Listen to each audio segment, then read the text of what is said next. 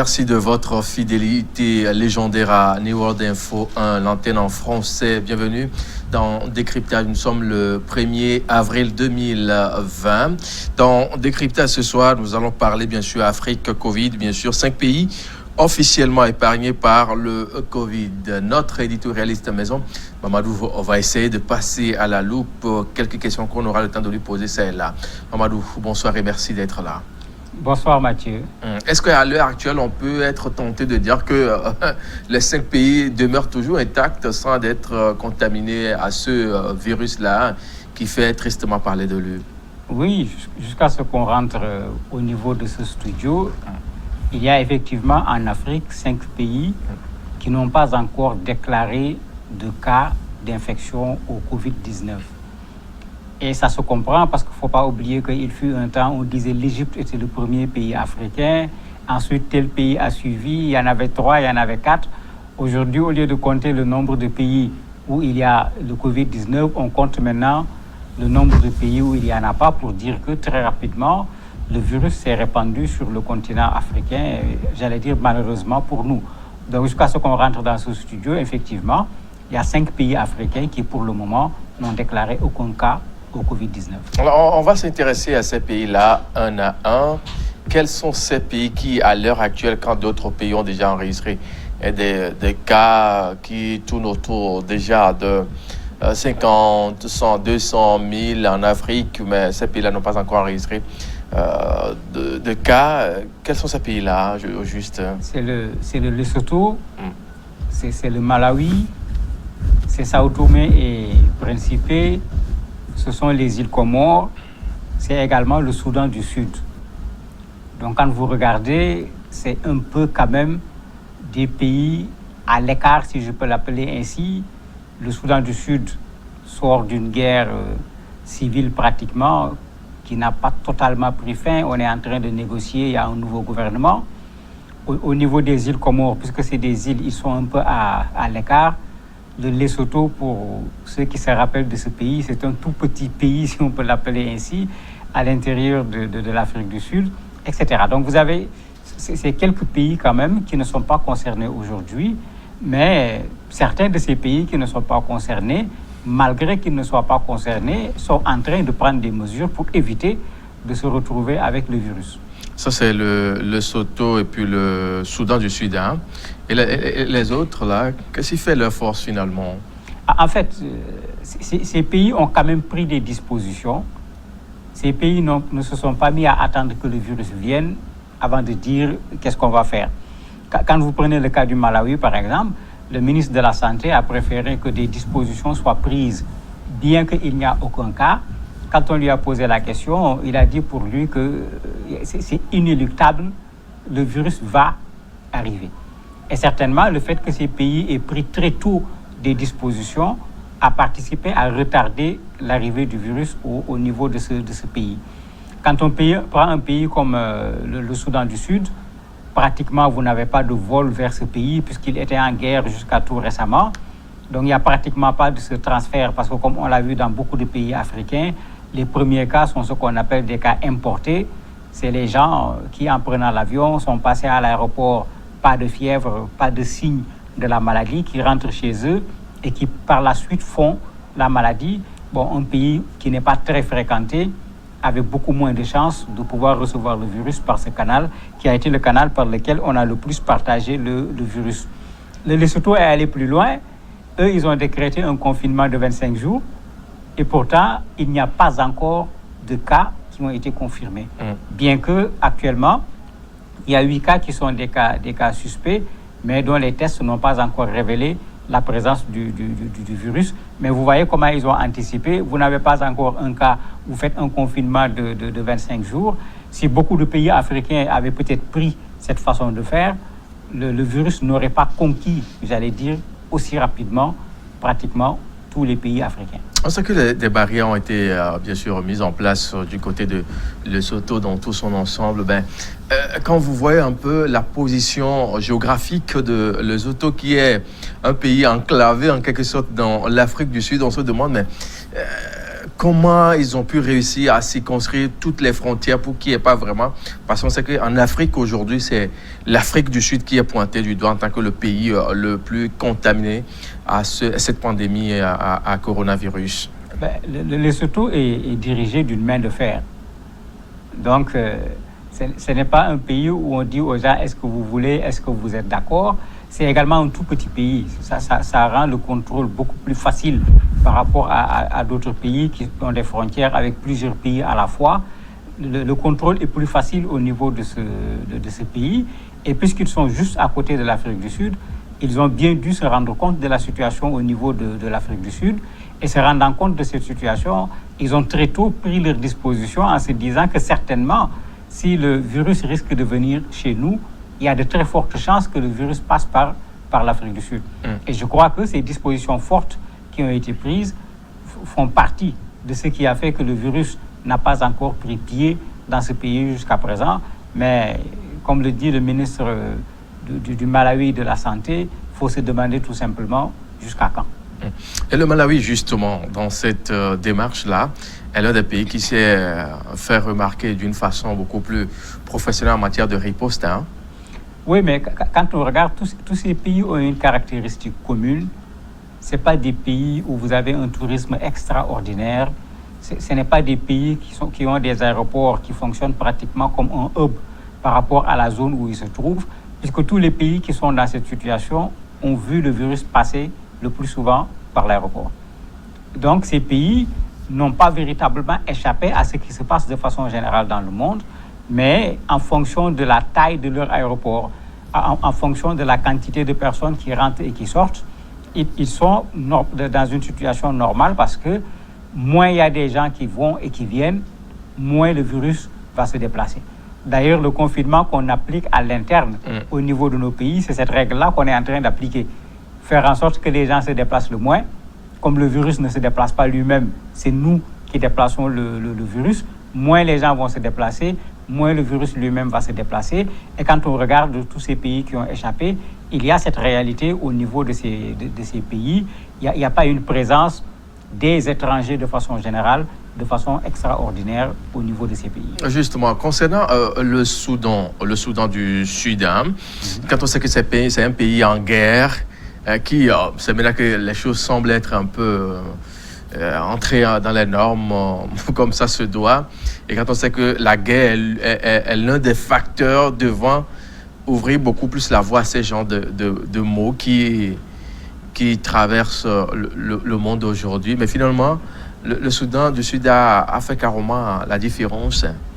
Oui, mais il faut vraiment souhaiter que le virus ne rentre pas au Soudan du Sud. Justement.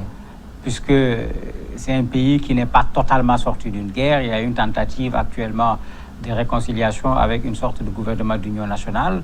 Espérons que ça va aller loin, parce qu'il ne faut pas oublier qu'au niveau du Soudan du Sud, il y a déjà un problème humanitaire qui est là, avec des populations qui ont été déplacées et tout.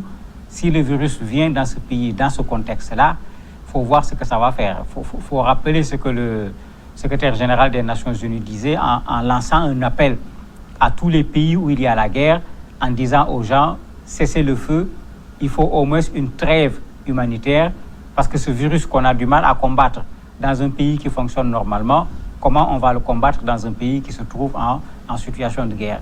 C'est pourquoi il ne faut vraiment pas souhaiter que le virus aille au niveau du Soudan du Sud. La deuxième chose, vous avez un pays qui est né de la guerre et qui immédiatement, pratiquement 2 ans après son indépendance, est rentré à nouveau dans une autre guerre civile. C'est clair qu'en termes d'infrastructures, de matériel pour pouvoir prendre en charge cette maladie, on ne va pas trouver grand-chose. Mais les autorités n'ont pas croisé les bras. Il y a 0 cas là-bas, mais pourtant les écoles sont fermées, comment on les appelle encore, les lieux de culte sont fermés, le sport collectif est interdit, etc. Les baptêmes, les mariages, les funérailles, toutes ces cérémonies qu'on faisait de façon grandiose, tout est interdit. Pour dire que ces gens savent ce qu'ils risquent en ayant un virus chez eux, parce qu'ils connaissent très bien c'est quoi leur système sur le plan sanitaire.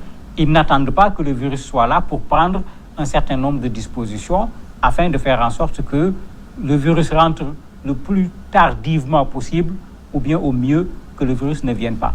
L'autre chance que le Soudan du Sud a, puisque c'est un pays qui vient de sortir de la guerre, très peu de personnes sont intéressées par ce pays.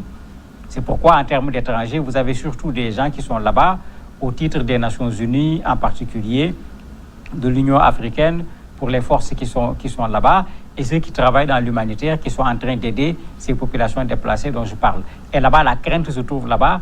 Est-ce que ce n'est pas les humanitaires, puisque c'est des gens qui partent et qui viennent, est-ce que ce n'est pas eux qui risquent de faire rentrer le virus? Mais ils ont un système très clair. Quand quelqu'un arrive dans le pays, qu'il y ait la fièvre ou qu'il n'y ait pas la fièvre, la personne est automatiquement mise en quarantaine pour s'assurer que la personne n'a pas le virus d'abord, avant que la personne ne puisse circuler au niveau du pays. Malgré tout ce qu'on dit des pays, de ces pays-là, on peut dire qu'ils sont de bons élèves en ce temps, hein, en matière de précautions à prendre pour éviter le pire. Hein. Bon, est-ce qu'on peut parler de bons et de mauvais élèves avec le coronavirus? C'est compliqué parce que quand on regarde la façon dont le Covid-19 rentre dans un pays, généralement, sauf quelques irresponsables, parce qu'on ne peut pas les appeler autrement, qui savent qu'ils sont malades et qui vont avec la maladie, de façon générale, les personnes qui amènent la maladie ne savent pas qu'elles sont elles-mêmes malades. Et sur ces cas, on ne peut pas parler de bons ou de mauvais élèves parce que ce qu'on peut faire quand quelqu'un traverse la frontière, à la limite, c'est de prendre la température de la personne. Et comme tout le monde le sait, le virus peut être chez la personne sans pour autant que la personne ne fasse la fièvre. À partir de ce moment, quand le virus rentre dans un pays, ce n'est pas nécessairement une question de négligence. Ce n'est pas nécessairement une question de négligence parce que qu'est-ce qu'on va faire? Est-ce que c'est la position forte dans laquelle on se trouve aujourd'hui où pratiquement tout le monde a fermé ses frontières? Si on l'avait fait plus tôt, on se serait retrouvé encore beaucoup plus tôt dans des difficultés parce qu'aujourd'hui, la fermeture des frontières est en train de créer d'autres problèmes à côté de ce problème de maladie, en termes de disponibilité du matériel, même de soins dont les gens ont besoin.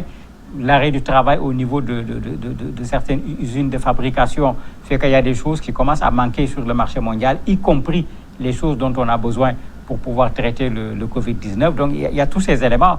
Je me rappelle encore, je n'avais pas compris à l'époque, au départ, parce que l'OMS disait non, ne fermez pas les frontières. Je disais, mais qu'est-ce que ça veut dire? C'est eux les spécialistes de la santé, ils voient ce qui se passe et ils disaient en même temps de ne pas fermer la frontière. Et un de leurs spécialistes avait dit, attention, c'est par les frontières également que passe ce matériel que les gens utilisent pour pouvoir lutter contre le virus. Donc, fermer systématiquement les frontières n'était pas une solution de façon totale. Il faut une solution globale. Je crois qu'aujourd'hui, tout le monde a compris et on est en train d'aller vers cette solution globale. Parce que même si on finit avec le virus dans un pays, tant qu'il existe dans un autre pays, le risque est encore là pour qu'il se déplace pour aller vers un pays qui croyait avoir terminé son combat contre le Covid-19. Alors, quand on est là, on suit un peu l'actualité dans tout son ensemble concernant bien sûr le coronavirus. On sait qu'en Afrique, la courbe est en train de monter petit à petit. Ce qui veut dire qu'il reste beaucoup à faire. Oui, il reste énormément à faire. Je ne dirais pas beaucoup, il reste énormément à faire parce qu'on est là, on a suivi ce qui s'est passé dans les autres pays. Et vraiment, il faut prier Dieu de façon très forte, en toute humilité, pour qu'on ne se retrouve pas dans la situation de la France, de l'Italie, de l'Angleterre, des États-Unis, parce que je ne vois pas quel est notre système sanitaire qui est capable d'accueillir ce que l'on voit aujourd'hui dans ces pays. En France, aujourd'hui, ce matin, parce que les chiffres évoluent tout le temps, il y avait plus de 5000 personnes en réanimation.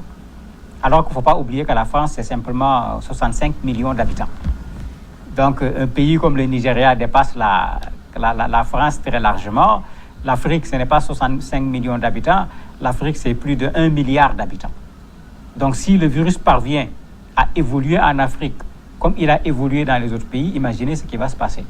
Regardez les États-Unis qui reçoivent aujourd'hui du matériel médical venant de la Russie pour dire que ce qu'ils ont à leur niveau n'est pas suffisant pour répondre aux besoins des populations qui sont malades.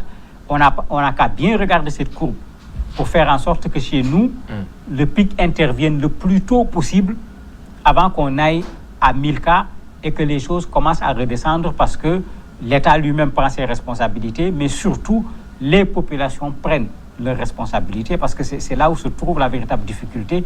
Je parlais tout à l'heure d'irresponsabilité. Quand vous voyez des gens qui sont des contacts et qui se permettent de se cacher ou bien de s'enfuir, comme on l'a vu dans beaucoup de pays africains, Mais ces gens-là ne font que créer des problèmes supplémentaires puisqu'ils vont aller contaminer d'autres personnes, alors que tant qu'il n'y a pas cette contamination communautaire, comme on l'appelle, des personnes qui attrapent la maladie sans qu'on sache le lien, quand on connaît le lien, on sait qu'il y a des contacts, les contacts sont en train d'être surveillés. Quand un contact attrape le virus, il n'y a aucune surprise par rapport au fait que la personne tombe malade. C'était à la limite prévisible. Dans ces conditions, c'est gérable. Mais quand ça sort de ce cadre-là, ça ne sera pas gérable parce que où on va mettre tous ces malades, où on va trouver ces appareils pour la respiration qui manquent un peu partout. Vous imaginez, si la courbe doit montrer fortement en Afrique, c'est beaucoup de pays africains qui vont se retrouver dans des conditions extrêmement difficiles. Est-ce qu'on n'est pas tenté de dire qu'il faut passer au dépistage de masse? De plus en plus, les gens le font. La France avait résisté, l'Angleterre, les États-Unis. C'est ce que l'OMS avait dit depuis toujours. L'OMS avait dit le confinement est compliqué, il faut essayer de dépister le maximum de personnes possible. Comme ça, très tôt, on connaît qui a le virus, on peut soigner, on peut isoler, on peut mettre en quarantaine, ce qui devient automatiquement une barrière par rapport à la contagion. Mais on a combien de laboratoires qui sont capables de faire ces tests? Nos laboratoires peuvent faire combien de tests par jour? Ces tests également, sur le marché aujourd'hui, les pays comme la France, etc., sont en train d'acheter tout ce qu'il y a sur le marché mondial et à travailler même à pouvoir créer eux-mêmes des tests. C'est parce que pour le faire à très grande échelle, il y a cela aussi. Il faut avoir les moyens pour payer ces tests-là. Il faut avoir les laboratoires qu'il faut pour le faire. Il faut avoir les personnes qualifiées pour le faire. Et quand on regarde l'Afrique sur ce plan-là, sur tous ces plans, nous ne sommes pas au même niveau que les autres, alors que l'Allemagne qui fait du très bon travail en la matière, pratiquement 500 000 tests par semaine, je ne vois pas lequel des pays africains peut se le permettre aujourd'hui. Mamadou, merci d'être passé pour ces explications. C'est moi qui vous remercie. Monsieur, nous allons devoir marquer la toute première pause. On se retrouve dans un court instant dans la partie invitée.